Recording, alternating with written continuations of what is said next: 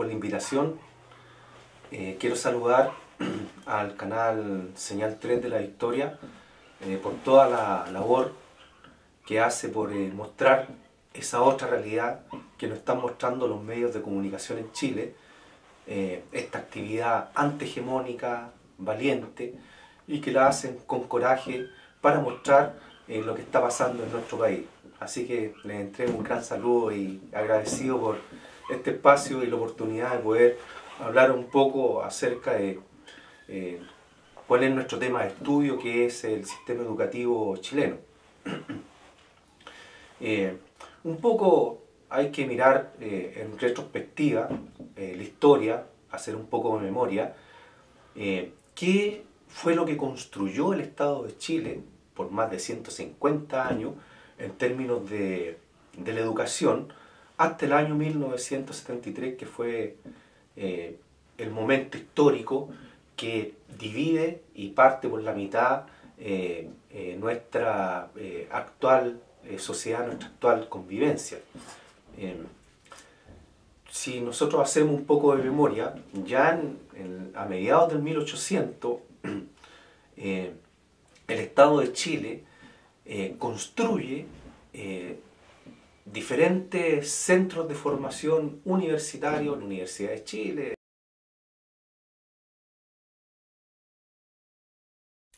la Universidad Católica, y algunos liceos históricos emblemáticos como el Liceo de Aplicación, el Liceo Miguel de Amunati y el mismo Instituto Nacional, con un sentido, ¿no es cierto?, de que la educación era el pilar fundamental para el desarrollo de las nuevas generaciones. Y eso se replica después también durante el 1900, y hay un gran esfuerzo del Estado por construir un sistema educativo desde el Estado. En el desarrollo de esto también había participación del mundo privado, y siempre habían escuelas, colegios privados, también universidades privadas, pero que estaban de alguna forma vinculadas a este sentido de formación del ciudadano que el Estado quería. A mitad del 1900, ¿no es cierto?, desde 1950, Chile opta por un modelo de desarrollo que tiene que ver con la industrialización del país. Hay que hacer notar de que la diferencia hoy día que marca en el mundo entre países desarrollados y países subdesarrollados, que los países desarrollados son países que industrializan, agregan valor a las materias primas, a los recursos naturales, y los países subdesarrollados son los países que entregan sus materias primas, sus recursos naturales, que es el caso que está ocurriendo con Chile. Bueno, hasta el año 1960 hay una gran presión social desde el mundo del trabajo, los trabajadores, desde el mundo de los estudiantes, desde el mundo de los pobladores, desde el mundo campesino, por hacer reformas que fueran encaminadas al bienestar de las personas. Hay una reforma importante que hace Eduardo Frei Montalva en términos de que cambia un poco el currículum educativo y se incorporan variables, por ejemplo, de la formación de un ciudadano todavía cristiano, ¿no es cierto?, por esta fuerte influencia de la Iglesia, pero para la liberación. Entonces, la educación estaba muy vinculada a las luchas de los trabajadores, pobladores,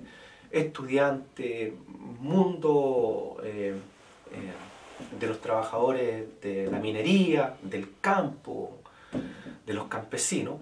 Y todas esas demandas se fueron plasmando, ¿no es cierto?, en diferentes reformas, y una de las reformas más importantes justamente se hace durante el gobierno de Eduardo Frei Montalva, es la reforma agraria, y posteriormente el gobierno de Salvador Allende continúa con estas reformas, y tal vez una de las reformas más importantes que hace, ¿no es cierto?, que constituyen cambio social, es la nacionalización del cobre, que se hace con la unanimidad del Parlamento, o sea, de los sectores de más izquierda a los sectores de más de derecha, ¿no es cierto?, están de acuerdo en la nacionalización del cobre. Y cuando el gobierno de Eduardo Frei Montalva dice que el cobre es la viga maestra que va a sostener la economía, el gobierno de Salvador Allende dice el cobre es el salario de Chile,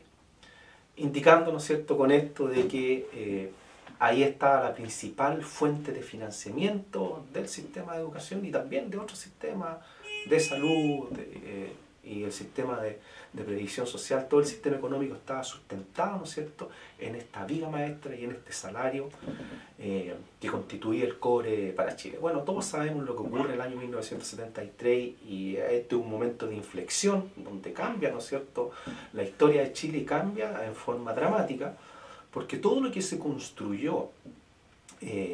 a través del Estado de Chile por más de 150 años, a partir de este momento se empieza a desmantelar. No es extraño, ¿no es cierto?, de que quienes más sufren con esta desmantelación del sistema de educación sean los profesores. ¿Por qué? Porque todo este movimiento desde los sindicatos, desde los campesinos, desde el mundo de los pobladores, los estudiantes, presionó para que estos gobiernos hicieran reformas sociales por el bienestar de la ciudadanía. Bueno, quienes formaron a toda esta generación que presionó por cambios sociales eran los profesores. Por tanto, la dictadura castigó fuertemente a los profesores y les rebajó el salario a casi la cuarta parte.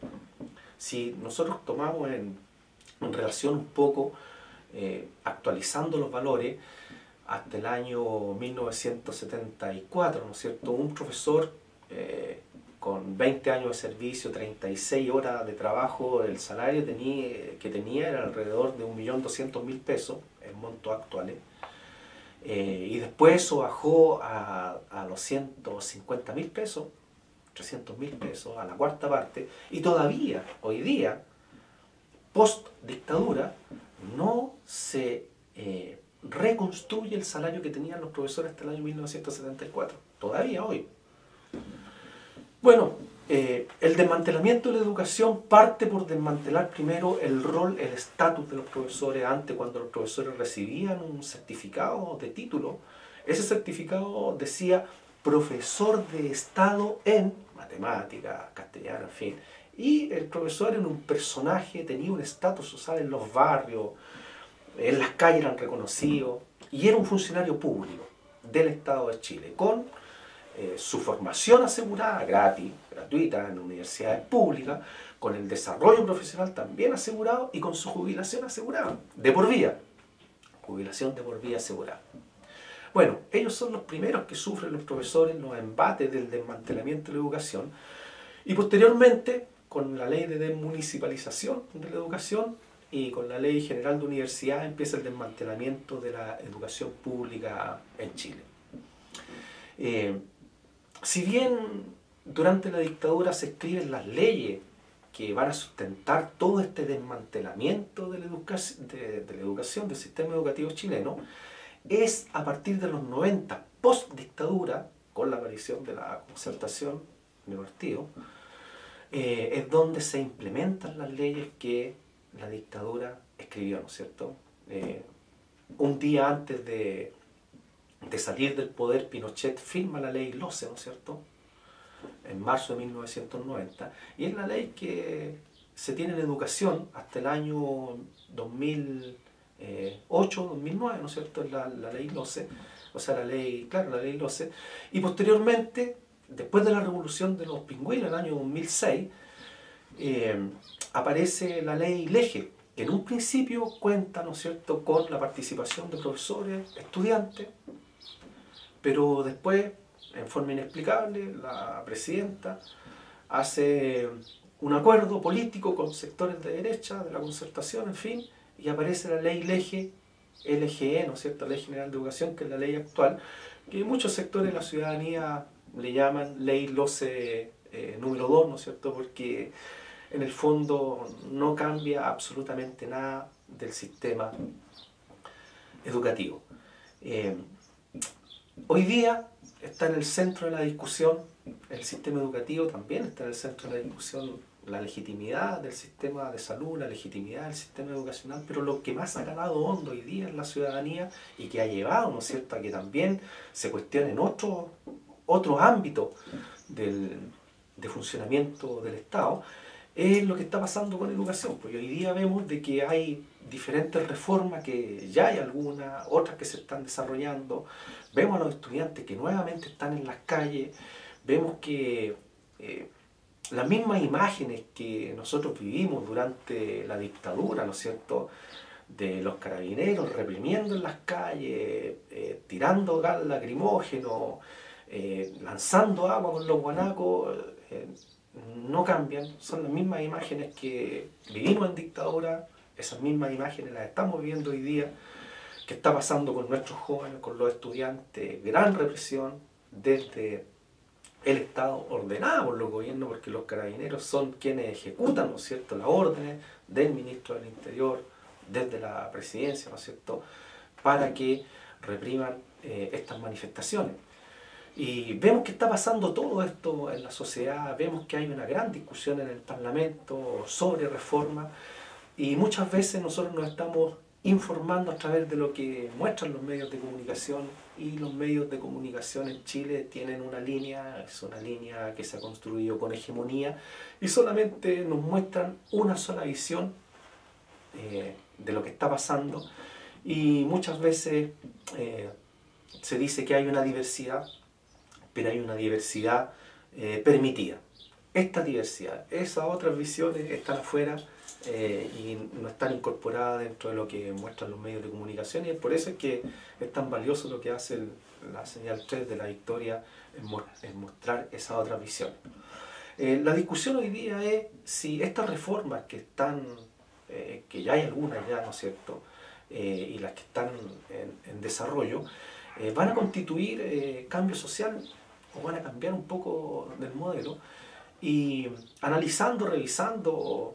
por ejemplo, la primera reforma que hay, que es fin al lucro, fin a la selección y fin al copago, analizando esa reforma habría que decir de que fin al lucro y fin a la selección, eso es correcto, ¿no es cierto? No queremos que las instituciones privadas lucren con dinero del Estado, que es lo que está ocurriendo durante todos estos años. Tampoco queremos que esas instituciones que reciben dinero del Estado hagan selección de los estudiantes, que quienes tienen alguna necesidad educativa especial, ¿no es cierto?, sean desligados a esas instituciones, y todos esos estudiantes que habían tenido un problema educativo especial estaban en la educación municipal. Entonces, fin al lucro y fin a la selección está bien, pero eso es un decreto, o sea, hay que escribir, las instituciones no pueden lucrar y tampoco pueden seleccionar, y eso es escrito. ¿Dónde está la gran cosa? Es que fin al copago tiene que ver con los recursos, ahí están los recursos, ahí está el dinero. Entonces, todos saben, ¿no es cierto?, de que los colegios, escuelas municipales son gratuitas y que las escuelas particulares subvencionadas pueden cobrar, aparte de la subvención que reciben del Estado, una parte a las familias. Bueno, fin al copago significa de que las familias dejan de pagar, pero en estricto rigor no es fin al copago, porque quien sigue pagando es el Estado. El Estado todavía sigue asegurando de que esas escuelas particulares subvencionadas con dinero del Estado sigan funcionando. Y aquí entra en cuestionamiento, ¿no es cierto?, este debate que hay sobre la calidad. A mí no me gusta mucho hablar de calidad, pienso de que bienestar educativo es más bien el término que se debe usar, de que el bienestar que entrega una escuela municipal es menos que el bienestar que entrega una escuela particular subvencionada. Y si uno se pone a mirar los resultados de CIMSE, la verdad es que la diferencia que hay entre las escuelas municipales y particulares subvencionadas es mínima, es mínima. Incluso en los tramos de clases sociales baja y en el tramo social medio alto, ¿no es cierto?, las escuelas municipales obtienen mejores resultados que las escuelas particulares subvencionadas, aun cuando las escuelas particulares subvencionadas tienen mucho más recursos que las municipales y han hecho selección durante todos estos años. O sea, en estricto rigor, todos los estudiantes que tienen alguna necesidad educativa especial están en las escuelas municipales y no están en las escuelas particulares subvencionadas, y eso se refleja en los resultados de CIMSE, o se debería de reflejar. Entonces, aún con todo eso, con todos esos estudiantes con necesidades especiales educativas, con menos recursos, las escuelas municipales tienen niveles muy similares a las escuelas particulares subvencionadas. ¿Dónde está la brecha? La brecha aquí está entre esas escuelas particulares subvencionadas, municipales y particulares. ¿Qué es lo que está pasando con las reformas actuales de profesores y la reforma esta universitaria? Al parecer son reformas que continúan en la misma línea de no cambiar el sistema, de fortalecerlo todavía más, toda vez que las demandas de la ciudadanía son porque todos estos recursos que van al sector privado se inviertan en el fortalecimiento de la educación pública, con el fin de que la educación pública amplíe la matrícula. Entonces, está bien que existan las universidades privadas, está bien que existan las escuelas particulares subvencionadas, pero las familias también merecen tener una opción de un sistema público, gratuito, que entregue bienestar educativo y que tenga muchas plazas, muchas matrículas. Entonces esa familia tiene la opción de decir, bueno, yo voy a pagar para que mi hijo vaya a una universidad privada, voy a pagar para que mi hijo vaya a un colegio, una escuela particular subvencionada, pero tengo la opción y tengo matrícula en este liceo, en esta escuela municipal o en esta universidad pública, gratis, que me entrega bienestar educativo, y es la familia quien toma la decisión de dónde envía a su hijo. Y eso hoy día no está ocurriendo en Chile. No hay fortalecimiento de la educación pública, y las reformas y las leyes que se están dictando están tendiendo a dejar todo el sistema tal cual está. Bueno, se requiere, ¿no es cierto?, de que el mundo parlamentario mire un poco más allá, de que el financiamiento no tan solo depende de la recaudación de impuestos. Nosotros tenemos una riqueza natural importante, que es el cobre. Ahí están los recursos para financiar todo el sistema educativo, de salud, también el sistema de previsión, con pensiones de por vida, sistema de salud gratuito, sistema de educación gratuito y que entregue bienestar educativo a los chilenos. O sea, no tenemos que estar mirando reformas tributarias ni buscando de dónde sacamos los recursos están ahí en el cobre.